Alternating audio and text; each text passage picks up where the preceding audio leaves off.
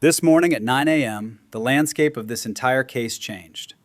I know you have heard the term bombshell thrown around by cable news pundits until it has lost all meaning. You have seen witnesses come and go, promising everything but delivering nothing. I get the frustration.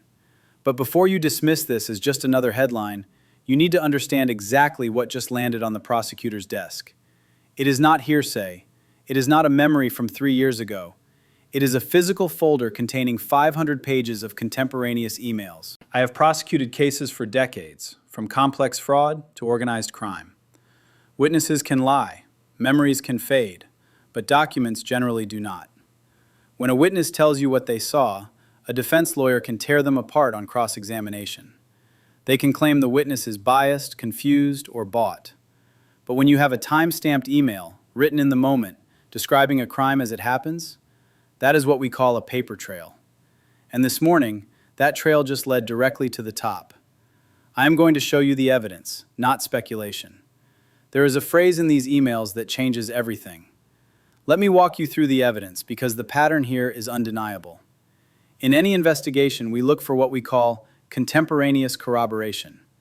That is just a fancy legal term for notes written at the time the event occurred. Let's look at the timeline established by these new documents. On day one of the conspiracy, the defense has publicly claimed for months that they were unaware of any illegal activity. They stood in front of cameras and said they were shocked by the allegations. But let's look at the email from that exact same day, time-stamped at 4:12 p.m. The subject line is clear. The content discusses hiding funds. That is not a coincidence. That is a pattern. Now move to day 3. The public story was that the defendant was not even in the building. Yet page 42 of this new evidence drop shows a calendar invite sent from his personal account, confirming his attendance at the very meeting he swore he missed. Fast forward to the following week. This is where it gets worse. While their spokespeople were telling the press that all records were preserved, an email chain from that Tuesday shows a frantic instruction to delete servers. In the law, we call this consciousness of guilt. Innocent people do not destroy evidence. Innocent people do not need to coordinate their stories in secret threads. When you line up what they said to the public against what they wrote to each other, the defense collapses.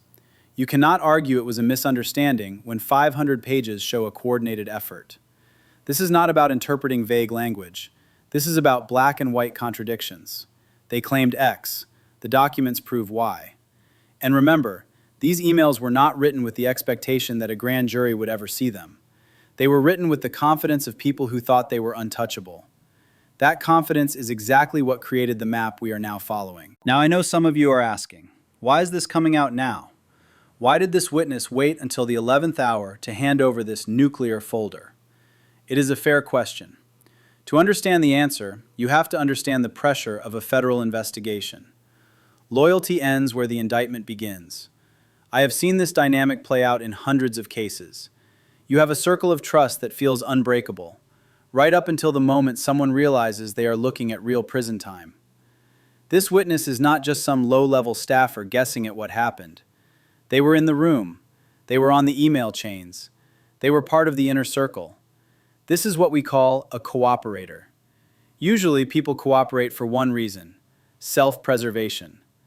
The fact that this individual turned over 500 pages tells us they realized the ship was sinking and decided to grab a life raft. This is dangerous for the defense because it signals that the code of silence is broken. When you have an insider who can not only provide the documents, but also explain what the cryptic codes meant, the defense loses its ability to spin. They can't claim the emails were jokes. They can't claim they were taken out of context. Not when the person who wrote them is sitting on the witness stand, pointing a finger directly at the defendant. The wall is crumbling. Let's look at how this plays out in court. Up until this morning, the entire defense strategy relied on one core argument: lack of intent. They wanted to argue that even if laws were broken, it was an accident, a mistake, or bad advice from lawyers. In a criminal case, proving what was inside someone's head, their intent, is usually the hardest hurdle for a prosecutor. But these 500 pages effectively remove that primary defense. You cannot argue ignorance when you sign the email authorizing the crime. You cannot claim it was standard procedure when you are writing to your colleagues asking if what you are doing is illegal. There is a specific email on page 112 that destroys their narrative. The defense has claimed this was all a routine administrative error, yet the document shows them discussing how to bypass the standard administrators entirely. They say it was standard procedure. The evidence shows it was a calculated cover-up. Surface story: we made a mistake. Actual story: we knew the rules and broke them anyway. In court, that argument fails because the jury will see the deliberate choices made step by step. The defense lawyers know this. That is why you are seeing them panic in the press today. They are trying to try this case in the media because they know they have already lost it on the facts. They will try to claim the emails are inadmissible or that they are privileged, but those are desperate Hail Mary passes. When you strip away the noise and look at the hard evidence, the picture is clear. They do not have a defense anymore. They only have distractions, and distractions do not work against 500 pages of proof. So where does this leave us? Beyond the courtroom tactics and the legal maneuvering, we have to talk about what this means for you, for me, and for the country. Because if this precedent stands, the rule of law means nothing. If a defendant can generate 500 pages of evidence proving corruption and still walk away because of who they are, then we do not have a justice system. We have a caste system. But here is the principle at stake. Evidence is the great equalizer. It does not care about your title. It does not care about your bank account. This matters because when powerful people are allowed to operate above the law, no citizen is protected by it. If they can get away with this, what stops the next person? What stops the local official or the corporate CEO from deciding the rules do not apply to them? But I want you to see the other side of this coin. The fact that we are seeing these emails, the fact that this witness flipped, is proof that the system can still work. It is slow, it is frustrating, it is often ugly. But the truth has a way of forcing itself to the surface. This is not just about punishing one person. It is about validating the idea that in America, facts still matter. We are watching a stress test of our democracy.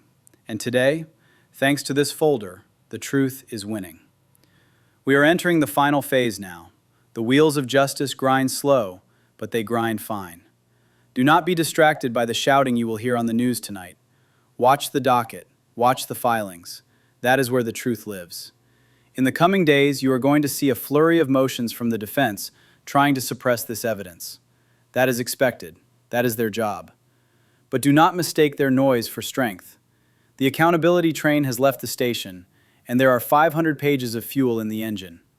No one is above the law. Not powerful politicians, not wealthy donors, not anyone. We have the roadmap. We have the guide. Now let's watch the system work. That is not a threat. That is not a promise. That is just how justice works.